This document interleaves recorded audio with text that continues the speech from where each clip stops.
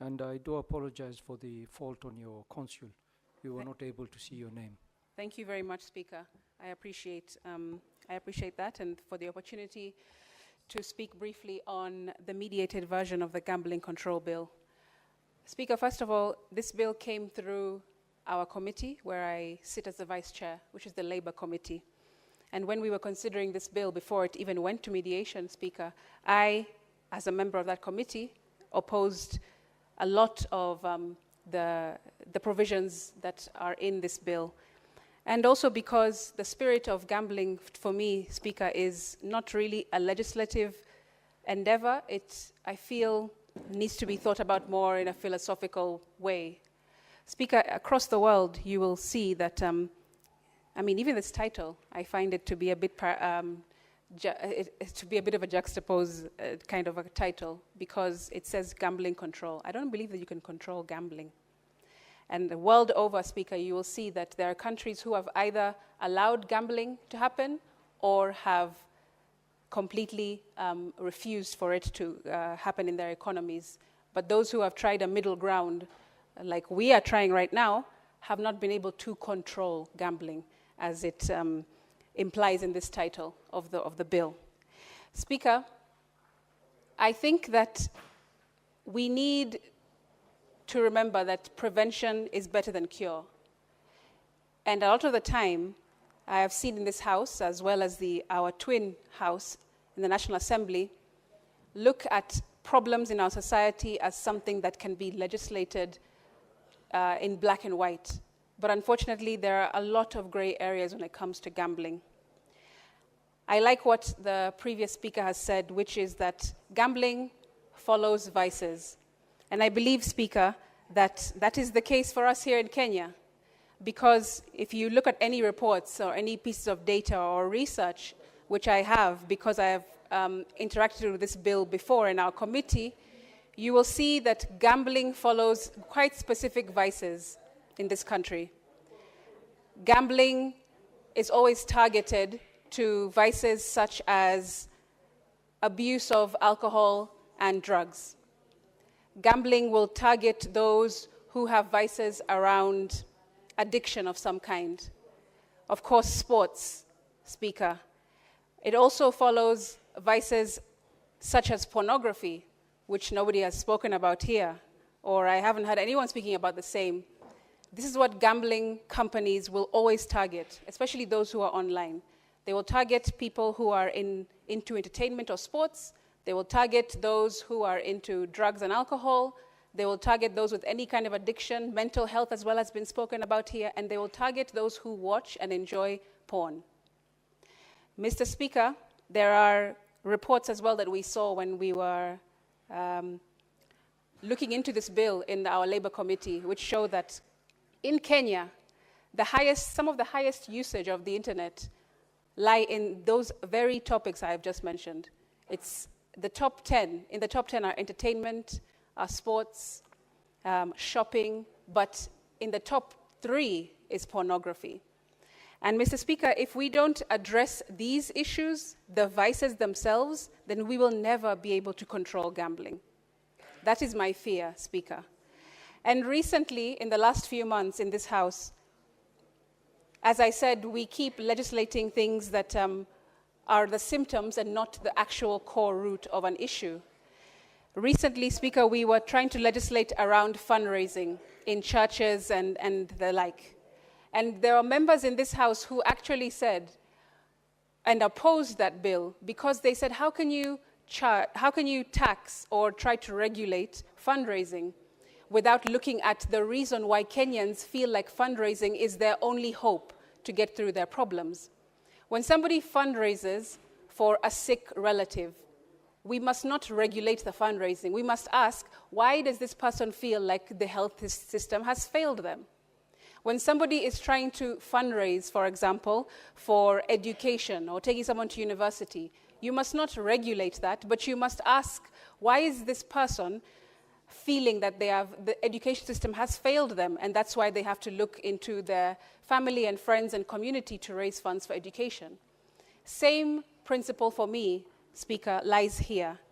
Why are we trying to regulate gambling and try to put heavy restrictions or legislation on top of this issue, rather than actually dealing with the root cause of why people are privy or prey or run prey to gambling, which is the things that I've mentioned before. I think those are the issues that we need to really sit and think about, not just as legislators, but as thinkers, Mr. Speaker, because that's why we are here. We are apparently the most brilliant minds in the country, and that's why we have been put here to represent our people.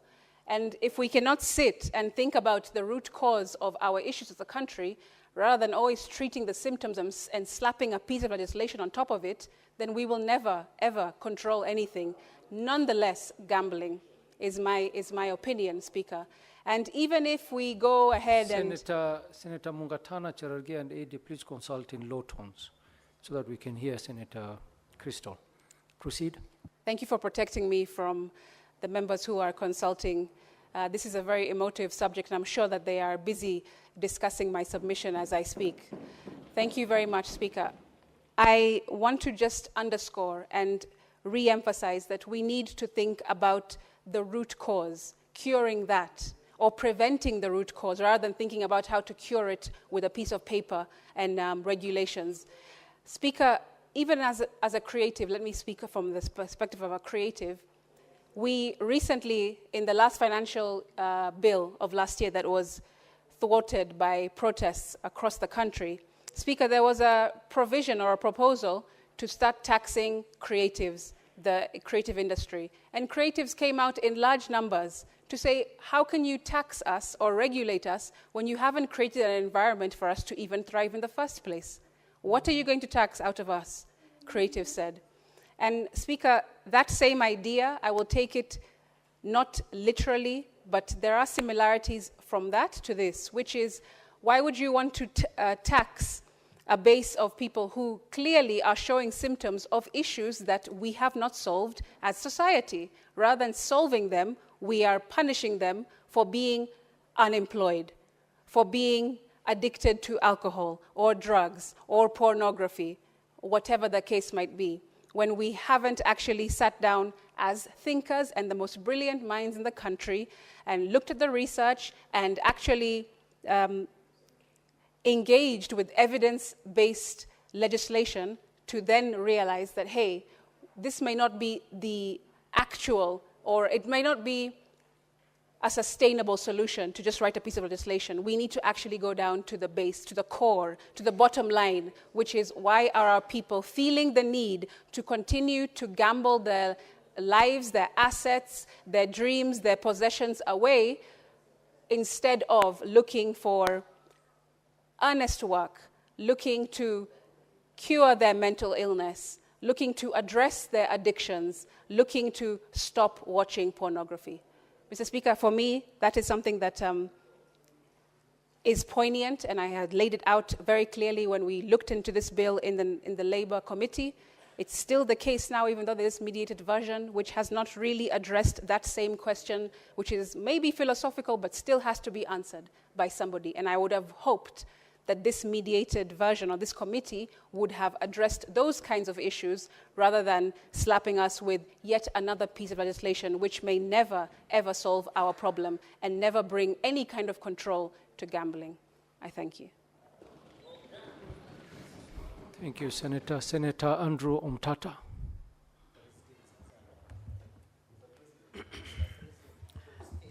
I'll be very brief and presidential.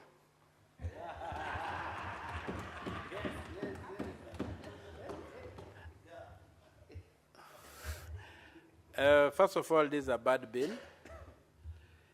It is tackling a very, very technical area without any scientific study having preceded it. And that is where the problem is. The root cause of gambling is a misconception that it's a shortcut, it is a shortcut to making wealth. There's a shortcut to creating wealth. And in a country like Kenya now, where there is to make a shilling has become very difficult, you can see the way that this thing has mushroomed across. And maybe we may need to withdraw this bill have a proper study on what is driving this issue, and then come up with scientific solutions. When I look through this bill, I don't see anything that is scientific about it, and I don't see any solution proffered. Yes, there's need for regulation, but by doing what? There's need for education, but by doing what? There's need for so many interventions, but by doing what? So I think, Mr. Speaker, this bill, though a good idea, but it's not being done well. And as a student of St. Thomas Aquinas, yes, my position is that if something is worth doing, it's worth doing well. This bill is badly done, though we need an intervention in the problems facing us with gambling, but this bill is not the solution.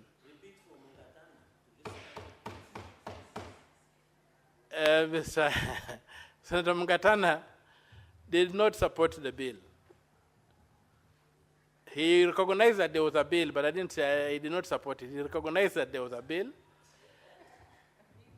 And for me, Mr. Speaker, in the absence of a serious study,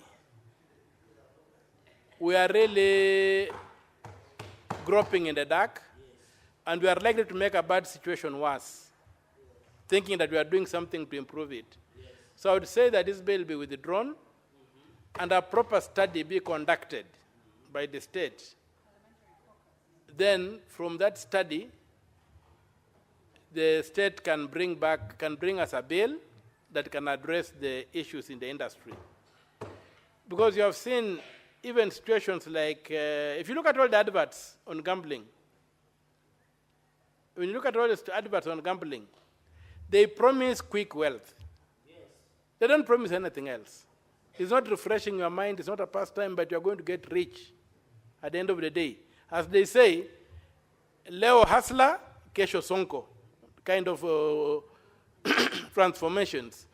So I would pray that this bill be withdrawn, or if it's not withdrawn, we vote it out, and then give that, leave the door open for a better, well-resourced, well-researched, and well-reasoned bill to come before us, one that can then exercise our minds. Really, right now, we are just not well-informed to make a decision. And with those few remarks, Mr. Speaker, sir, I personally reject the bill. Thank you.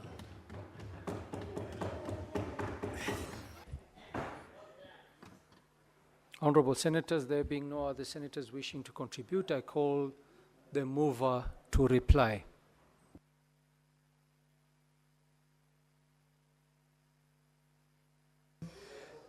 Thank you, Mr. Speaker.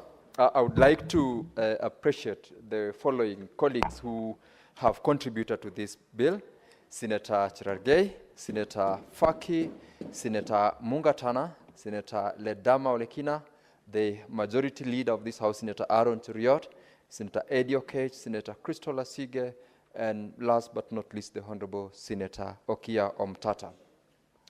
Mr. Speaker, on behalf of the mover of this motion, the Honorable Senator Chesang, I would like to echo largely what part of the sentiments by the colleagues who've talked into this bill, to the extent that we are living in a global society, Mr. Speaker, and we will not bury our heads in the sand to say that gambling and betting-related activities do not happen. It might be a tall order to say we will largely manage to regulate the process, but, Mr. Speaker, we must start from somewhere. And where we are is the beginning of that decision to try to regulate and to try to make it at least be something that we can speak about and regulate by making sure that this law passes. This law, Mr. Speaker, is not only about gambling. It's got so many other aspects in it. We are aware that we've got the National Lottery Act of 2023, that this law speaks to it. We've got so many other regulations. And what the amended version of this, or rather mediated version of this law, Mr. Speaker, is trying to achieve is to enhance. Mr. Speaker, could you kindly protect Senator me from... Cherargei, allow Senator Sigei to make his submissions. Thank you, Because Mr. he- Speaker, for that You're protection. distracting him. What I wanted to say, Mr. Speaker, is that what we are desiring to do in this mediated version of the bill is to ensure that we strengthen the penalties that are going to be meted upon those who, for instance, participate or be involved in activities gambling without the license. For example, Mr. Speaker, we have in the mediated version of the bill enhanced the penalty in form of penalties or fine that one can be imposed to over 3 million Kenya shillings and 5 million Kenya shillings, which is an improvement from what previously existed, because without any fine or any penalty, of course, Mr. Speaker, no one will see any reason to be deterred from conducting activities gambling without the license. Mr. Speaker, earlier on, the Honorable Senator Cherargei, which is what I wanted to inform him, and I'd like to take the opportunity to correct the misrepresentation that the particular timelines within which, not timeline, sorry, but the amount that one can bet on is not 1 shilling. In fact, the committee, Mr. Speaker, enhanced the amount to Kenya shillings 20 as a means of ensuring that whoever participates in gambling must be someone who would obviously be someone of age, because if you reduce it to Kenya shillings 1, every other person, including young children, can access that amount and can gamble with it. And Mr. Speaker, in terms of the timelines that the bill provides for advertisements by the media houses, the watershed moments is, Mr. Speaker, between 10 p.m. in the night and 5 a.m. That serves the purpose that the Honorable Senator Cherargei and the rest of my colleagues who said that we regulate, because if we don't do it, it's still going on, and we are living in a global society, Mr. Speaker, where although we would want to discourage as much as possible our young ones because of mental effects of gambling and also the consequences that comes with it, we cannot run away from the fact that this is a global thing that other regimes have attempted to regulate but have not been able to. This is an opportunity that we've gotten. And although we have not been able to ensure that we get to the right situation which members would have desired in terms of regulation, it is an attempt that going forward we have enacted a law that will give us a platform either to continuously improve that law so that we, at the end of the day, are able to speak to a regulated activity, which in this case will enhance also the support that we are saying, discourage Kenyans, discourage everyone else from undertaking such vices. But for those who have already been put into this, not necessarily residents within Kenya, but those who are outside, but online, and they are Kenyans whom we must also speak to, we are able to support them in a manner that this law is trying to do. We are legislating for posterity, Mr. Speaker. We are not legislating merely because we've got to do it, such that even if we are not supporting gambling, there must be a law in place. And that is exactly what we are saying. Notwithstanding our differences, our challenges with this particular activity, we must have a law in place. And so, even as I reply, I want to urge the honorable members of this House to support it. And for those improvements that we are saying we need to make, it gives us a room to amend the law. And in the process of amending the law, we also go beyond the law itself and create an environment that will help Kenyans, those who are gambling, those who have been addicted, those who have been affected by gambling activities, to also get an opportunity to undertake an understanding of how else can they exit the vice, rather than just saying, we do not want it, we do not want the law, yet the law, or rather gambling in itself, is existing, it's cutting across, and it cannot be ignored. And that is why I want to encourage members to support. And Mr. Speaker, I wish to support, and pursuant to the provisions of Standing Order 6-3, I request to defer putting of the question to a later date. Mr. Speaker, I thank you. Thank you, Senator. Putting of the question has been deferred. Honorable Senators, Looking at the order paper, we will have to